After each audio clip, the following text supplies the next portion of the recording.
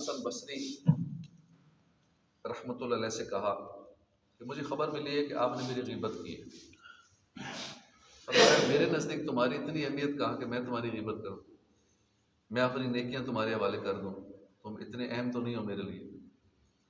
सैयदना फ़ुज़ैल बिन अय्यास फरमाते हैं कि ग़ीबत करने वाले की मिसाल उस शख्स जैसी है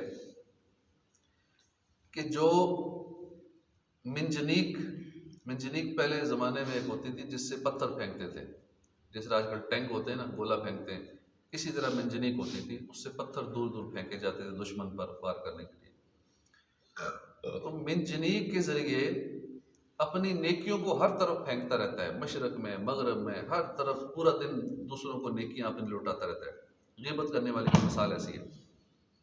सैयदना इमाम बुखारी का इरशाद है कि सैयदना शेख अबू आसिम फरमाते हैं मुझे जब से अक्ल आई है, जब से मुझे समझ आई है कि ग़ीबत हराम है, मैंने कभी भी ग़ीबत नहीं की।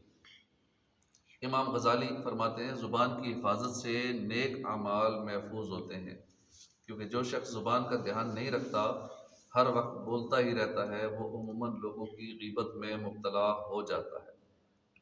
मशहूर मुहावरा है, मन कसरा लगतुहु कसरा सकतुहु, जो ज़्यादा बोलता है ज़्यादा गलतियाँ करता है। अगर लब खोलना और मुँह से बोलना ही है, तिलावत कीजिए, नाते पढ़िए, खूब खूब अल्लाह का ज़िक्र कीजिए। फरमाने मुस्तफ़ा सल्लल्लाहु अलैहि वसल्लम है कि इतना ज़िक्र करो, इस कसरत से ज़िक्र करो कि लोग तुम्हें दीवाना कहने लगे।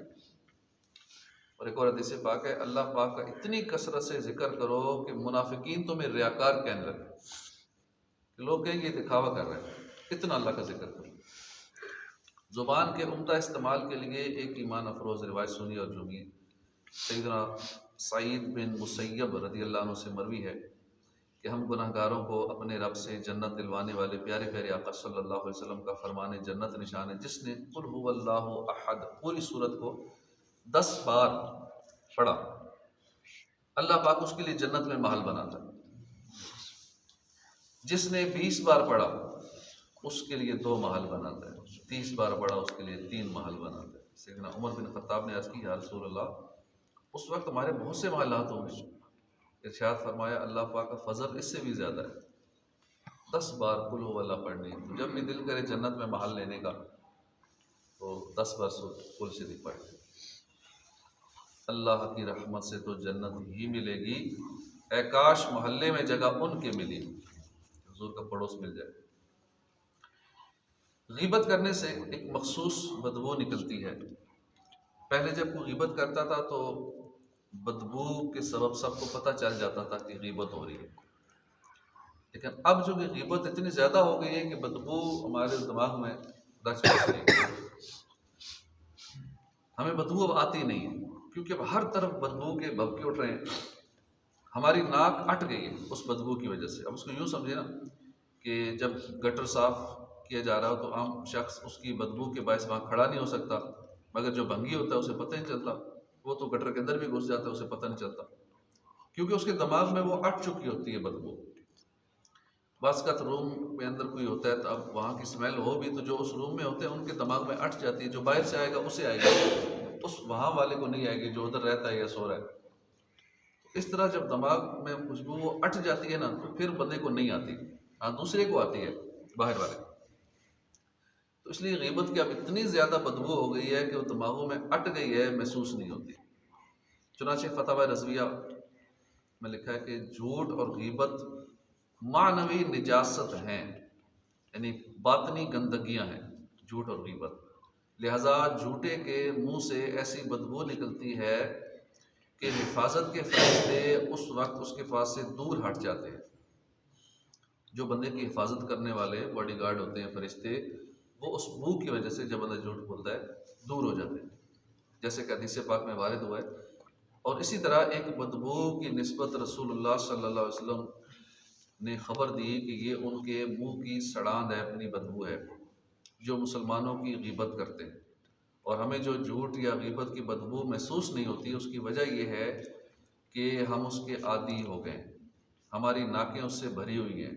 जैसे चमड़ा पकाने वालों के मोहल्ले में जो रहता है उसे उसकी बदबू नहीं आती चमड़े की, दूसरा आए तो उससे नाक ना रखी जाए, मुसलमान इस नफीस फायदे यानी उम्दा नतीजे को याद रखें और अपने रब से डरें। झूठ और गीबत तर्क करें। क्या माज़अल्लाह मुँह से बखाना निकलना किसी को पसंद होगा? बातिन की नाक खुले तो मालूम होगा कि झूठ और गीबत में बखाने से भी ज़्यादा बदबू है। रसूलुल्लाह सल्लल्लाहु अलैहि वसल्लम ने फरमाया, जब बंदा झूठ बोलता है उसकी बदबू से फरिश्ता 1 मील दूर हो जाता है। और झूठ इतना आम है, इतना आम हो चुका है झूठ हमारे माशरे के अंदर। बात बात पे झूठ बोलना। दुनियादार तो सारा दिन झूठ बोलते हैं, मजहबी लोग झूठ बोलते हैं, नमाज पढ़ने वाले बाज़ का झूठ बोलते रहते हैं। ऐसी एक आदत बन गई है, ऐसी ख़तरनाक बीमारी है, ग़ीबत भी और झूठ भी। और मुआवजा किया जाए तो बंदा तय ना कर पाए कि पता नहीं झूठ ज़्यादा है या ग़ीबत ज़्यादा है। ये समझ लग गई कि झूठ भी इतना ज़्यादा, ग़ीबत भी इतनी ज़्यादा। बात बात पे झूठ, अपनी इज़्ज़त बचाने के लिए झूठ, अपनी को बात छुपाने के लिए झूठ, अपना को झूठ छुपाने के लिए झूठ, अपना को धोखा फराड बचाने के लिए झूठ। एक झूठ बचाने के लिए 100 झूठ और बोलते हैं और महसूस भी नहीं होता उनको कि हम इतना बड़ा गुनाह कर रहे हैं, सारा दिन गुनाह करते रहते हैं। सैयदना जाबिर बिन अब्दुल्लाह से रिवायत है कि हम खिदमत अक़दस हुज़ूर सल्लल्लाहु अलैहि वसल्लम में हाज़िर थे, एक बदबू उठी। हुज़ूर ने फरमाया, जानते हो क्या बदबू है? ये उनकी बदबू है जो मुसलमानों की ग़ीबत करते हैं। हमें ज़ुबान का दुरुस्त इस्तेमाल सीखना चाहिए, वरना खुदा की कसम ग़ीबतें और तोहमतें और मुख्तलिफ़ गुनाहों की शामतें आखिरत में फंसा सकती हैं। वाकई अगर हम अपनी ज़ुबान का दुरुस्त इस्तेमाल करें तो वक्तन फ़वक्तन ढेर सारी नेकियां हासिल कर सकते हैं। सरकार आली वक़ार सल्लल्लाहु अलैहि वसल्लम ने फरमाया कि बाज़ार में अल्लाह का ज़िक्र करने वाले के लिए हर बाल के बदले क़यामत में नूर होगा। याद रहे, तिलावत कुरान, हम्द व सना, मुनाजात, दुआ, दुरूद व सलाम, नात, खुतबा वगैरह वगैरह, ये सारे अल्लाह के ज़िक्र हैं। इसलिए हमें बाज़ार में भी अल्लाह का ज़िक्र करते रहना चाहिए। बाज़ार अगर जाना पड़े या बाज़ार में हम दुकान है, काम करते हैं या वैसे जाते हैं ख़रीदारी करने, तो बाज़ार में अल्लाह का ज़िक्र करते रहा करें। या किसी को अच्छी बात बता दी, किसी को दर्स दे दिया, हदीस सुना दी, फैज़ान सुन्नत में से दर्स दे दिया, तो ये दर्स देने का बहुत ज़्यादा सवाब है। हर बात पे 1 साल की इबादत का सवाब मिलता है जो किसी को नेकी की दावत देता है। और अल्लाह वालों की दुआएं भी मिलती हैं। अमीर अहले सुन्नत भी दुआ देते हैं कि या रब्बी मुस्तफ़ा, जो इस्लामी भाई इस्लामी बहन रोज़ाना 2 दर्स दें या सुने, उनको और मुझे बेहिसाब बख्श दे और हमें हमारे मदनी आका सल्लल्लाहु अलैहि वसल्लम के पड़ोस में इकट्ठा रख। अल्लाह के वलियों की दुआ पाने के लिए भी बंदा दिन भर में जब मौका मिले किसी को दर्स देता रहे, तो छोटा सा रिसाला ही पास रख ले, उसी में से 1-2 हदीसें पढ़ के किसी को सुना दी, जिससे मुलाकात हो उसे कोई ना कोई अच्छी बात बता दी, तो सारा दिन नेकियों का मीटर चलता रहेगा इंशाअल्लाह। रसूल अकरम सल्लल्लाहु अलैहि वसल्लम ने फरमाया कि मैं जन्नत के बारे में सबसे पहले शफाअत करने वाला हूँगा और किसी नबी की तस्दीक इतनी ना की गई जितनी मेरी तस्दीक की गई। बाज़ अंबिया इकराम वो हैं कि जिनकी तस्दीक उनकी उम्मत में से सिर्फ एक शख्स ने की। अब नबी अलैहिस्सलाम पूरी ज़िंदगी तबलीग करें और पूरी ज़िंदगी में एक बंदा बात माने, कितनी हैरत की बात है। और हम कहते हैं कि हमने इतने बंदों को नेकी की दावत दी और सुनी नहीं मेरी, बस मायूस हो जाते हैं, वो काम छोड़ देते हैं। जब अल्लाह के नबी जो आए ही इसी काम के लिए और सारी ज़िंदगी लगे रहे, 100 साल 200 साल, नूह अलैहिस्सलाम 950 साल लगे रहे और सिर्फ 80 बंदे, वो 75 बाहर के थे, कुछ 5-6 घर के थे जिन्होंने बात मानी। तो जब उनकी मानने वाले इतने कम थे तो हम कहें कि हमारी नहीं मानी, हमारी तो एक भी बंदा मान लेना। अगर बिलफाज हम 100 बंदों को दावत देते हैं, एक बंदा मान ले, अल्लाह का शुक्र करें, चलो एक ने तो मान ली ना। नबियों की तो पूरी ज़िंदगी में ऐसे भी नबी गुजरे कि एक ने बात मानी, किसी की 2 ने मानी, किसी की 3 ने मानी। सरकार सल्लल्लाहु अलैहि वसल्लम जब तक मक्के में रहे तो चंद अफराद थे जिन्होंने माना, बाकी नहीं माने। मुफ्ती अहमद यार ख़ान इस हदीस पाक में लिखते हैं कि इस फरमाने आली के एक माना यह है कि जितने ज़्यादा लोगों ने मुझ पर ईमान कबूल किया, इतने लोग किसी और नबी पर ईमान नहीं लाए। और ये बिल्कुल जाहिर है, क्योंकि दूसरे नबी किसी ख़ास कौम के नबी होते थे, लेकिन हुजूर सारे जहान के नबी हैं और नबियों का ज़माना महदूद था। हुजूर की नबूवत क़यामत तक है। नूह अलैहिस्सलाम ने 950 साल तबलीग फरमाई, मगर सिर्फ 80 आदमी ईमान लाए। आदमी अपने घर के, 72 आदमी दूसरे थे बाहर के। हुजूर ने 23 साल तबलीग फरमाई और आज तक देख लें क़यामत तक हुजूर को मानने वाले इनकी तादाद सबसे ज़्यादा हो रही है। सैयदना इमाम अहमद बिन हजर मक्की शाफ़ी फरमाते हैं कि सही अहादीस मुबारका में है कि गीबत सूद से बढ़कर है। सूद कितना बड़ा गुनाह है, लेकिन सूद से बढ़कर है। अगर गीबत समुंदर के पानी में डाल दिया जाए गीबत को, तो उससे बदबूदार हो जाए, बदबूदार कर दे समुंदर को। गीबत करने वाले दोज़ख में मुर्दार खा रहे थे। गीबत करने वालों की फ़ज़ा बदबूदार थी। गीबत करने वालों को कब्रों में अजाब दिया जा रहा था। उनमें से बाज़ अहादीस मुबारका ही इसकी कबीरा होने के लिए काफ़ी है। बस ये सारी जमा हो जाए तो गीबत फिर क्यों कर कबीरा गुनाह ना कहलाएगी। गीबत एक कबीरा गुनाह है। अगर हम दिन भर लोगों से यही कहते रहें गीबत गुनाह है, गीबत के बारे में कोई हदीस सुना दिया करें, तो यूँ लोगों को गुनाहों से बचाने की कोशिश करते रहें, हमें सवाब मिलता रहेगा। नेकी की दावत देना मुख्तलिफ अंदाज में होता है ना। किसी को अच्छी बात बता देना नेकी की दावत है, नमाज का कह देना नेकी की दावत है, किसी इज्तिमा नेक इज्तिमा की दावत दे देना, गुनाहों के अजाब सुना देना किसी को कि इस गुनाह का ये अजाब है, नमाज छोड़ने का ये अजाब है, गीबत का ये अजाब है, झूठ बोलने का ये अजाब है। यही बातें दिन भर जो मिले उसको बताते रहें। हुजूर की सुन्नतें बताते रहें, खाना खाने का ये सुन्नत तरीका है, पानी ऐसे पीना चाहिए, चलना ऐसे चाहिए, बात ऐसे करनी चाहिए, हुजूर की सुन्नतें बताते रहें।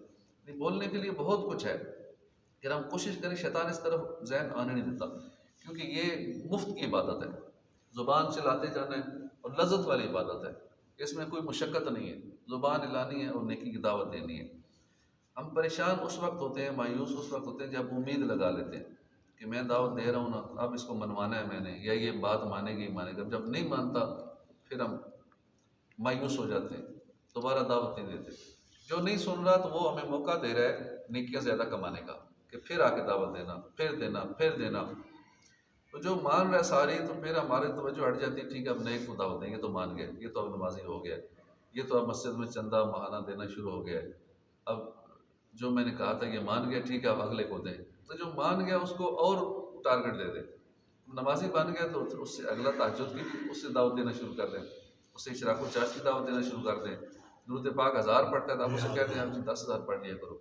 आगे उससे भी दावत रोक ना दें, अपना सिलसिला देते रहे, उसको भी नई नई चीज़ें और बताते रहे, सुन्नतें बताते रहे, अहादीस बताते रहे, नेकी की दावत देते रहे। जो बातें उसको पता है वही बताते रहे, फिर भी सवाब मिलता रहेगा।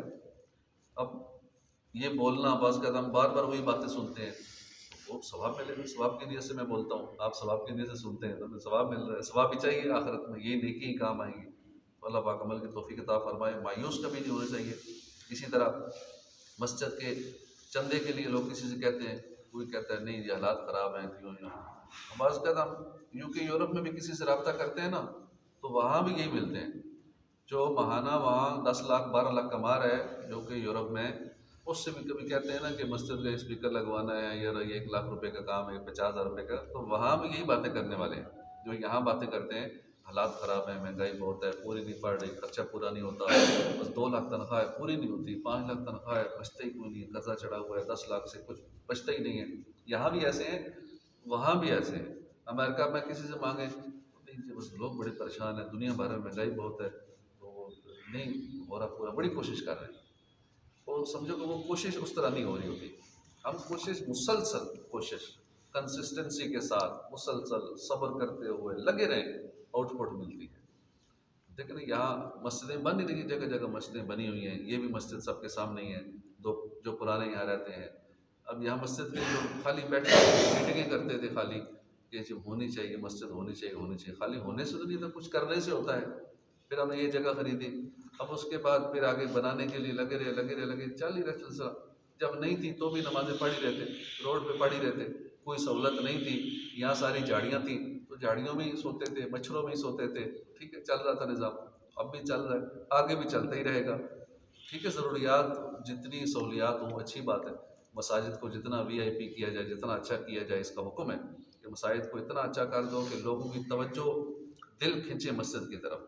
घरों से खूबसूरत मस्जिदें हों, घर में दिल न लगे मस्जिद में आके दिल लगे। ऐसे खूबसूरत जितनी अच्छी कंस्ट्रक्शन हो सकती है उतना, जितना सजावट कर सकते हो उतनी करो। कि तवज्जो लोगों की मस्जिद की तरफ हो जाए, मस्जिद का अदब व एहतराम और बढ़ जाए। तो लगे रहेंगे कोशिश, जिसके नसीब में होगा वो अपना हिस्सा डालता रहेगा। तो हम सारे मिल के कोशिश करेंगे, मिलजुल के इसकी दावत देते रहेंगे। मस्जिद के फ़लाँ काम रहते हैं, ऊपर मेन छत रहता है, 1-2 करोड़ के ऊपर के अखराजात हैं, दीगर छोटे मोटे खर्चे। कोई छोटा सा भी काम शुरू करो ना, लाख दो तो ऐसे ही लग जाता है। तो अल्लाह पाक हमें नेकी की दावत देने की तौफीक अता फरमाए। आमीन बिजाह नबी आमीन सल्लल्लाहु अलैहि वसल्लम।